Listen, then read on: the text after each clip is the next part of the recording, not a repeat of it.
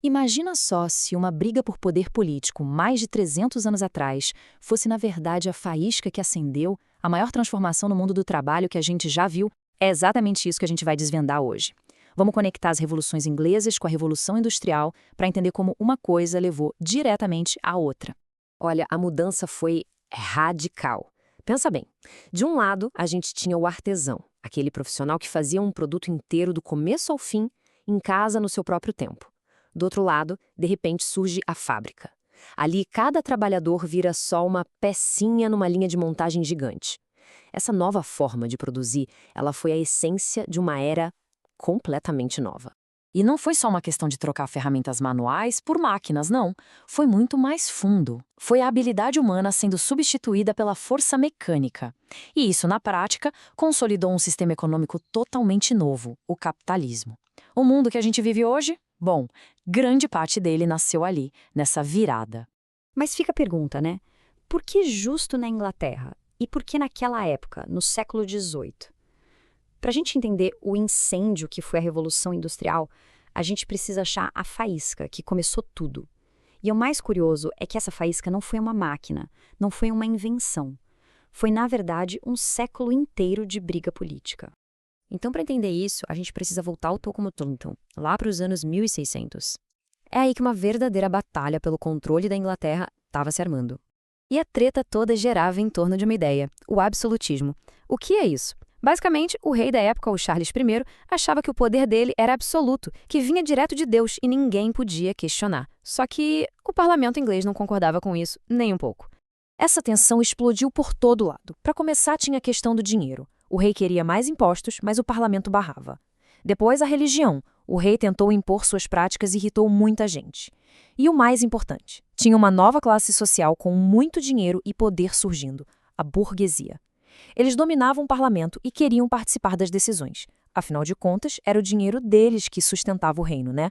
O resultado? Um século de puro caos e, ao mesmo tempo, de muita transformação. Começou com uma guerra civil pesada, em 1642. A coisa foi tão séria que, em 1649, o rei foi executado.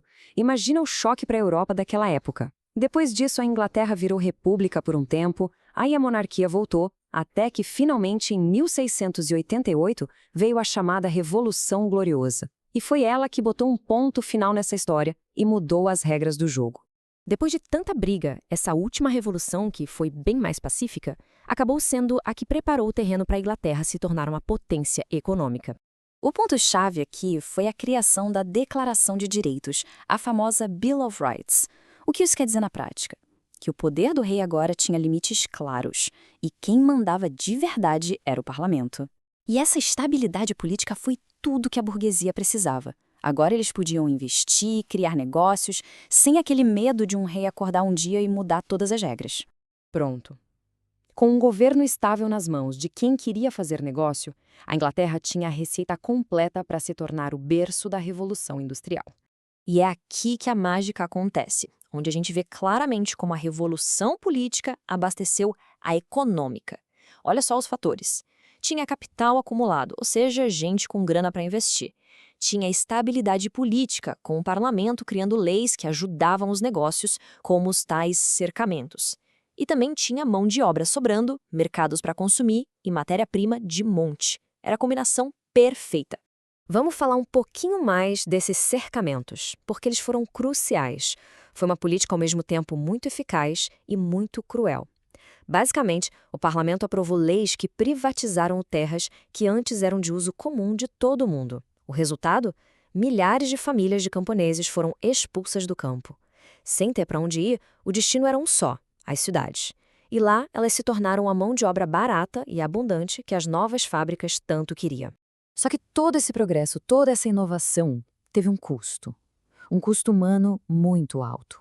A mesma revolução que criou maravilhas da tecnologia também criou novas e terríveis formas de sofrimento. Aí veio uma enxurrada de invenções que acelerou tudo de um jeito maluco. Começou na indústria de tecidos com máquinas que fiavam muito mais rápido. Mas o que mudou o jogo de verdade foi a máquina a vapor, aperfeiçoada pelo James Watt lá em 1775. Pensa bem, com ela as fábricas não dependiam mais de ficar perto de um rio. Elas podiam ser construídas em qualquer lugar. Foi uma libertação.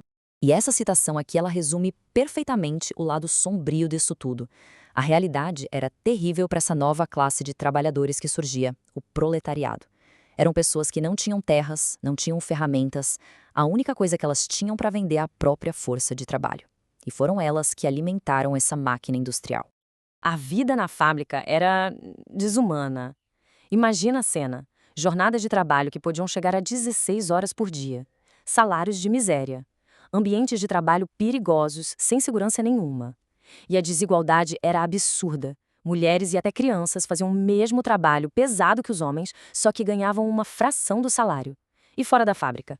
A vida nas cidades que cresciam sem parar era horrível. Mas é claro que os trabalhadores não aceitaram isso calados. A resistência veio de várias formas. De um lado, tivemos os luditas, que eram mais radicais. Eles quebravam as máquinas que eles viam como a causa de todo o sofrimento. De outro, surgiram os cartistas, um movimento mais organizado politicamente. Eles sacaram que o problema era maior e começaram a lutar por direitos, como o voto e uma jornada de trabalho mais justa.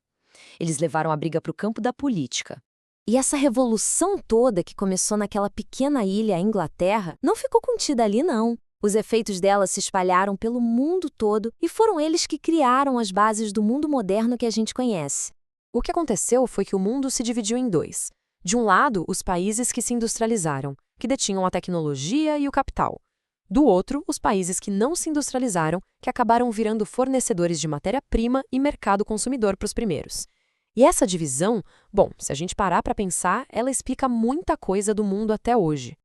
Então, olha só que jornada. A gente viu como uma revolução política, uma briga por poder, acabou criando as condições para uma revolução industrial que, por sua vez, moldou o mundo em que vivemos. E isso deixa a gente com a última reflexão. E hoje? Quais são as revoluções, seja na tecnologia, na sociedade ou na política, que estão neste exato momento construindo o mundo do futuro?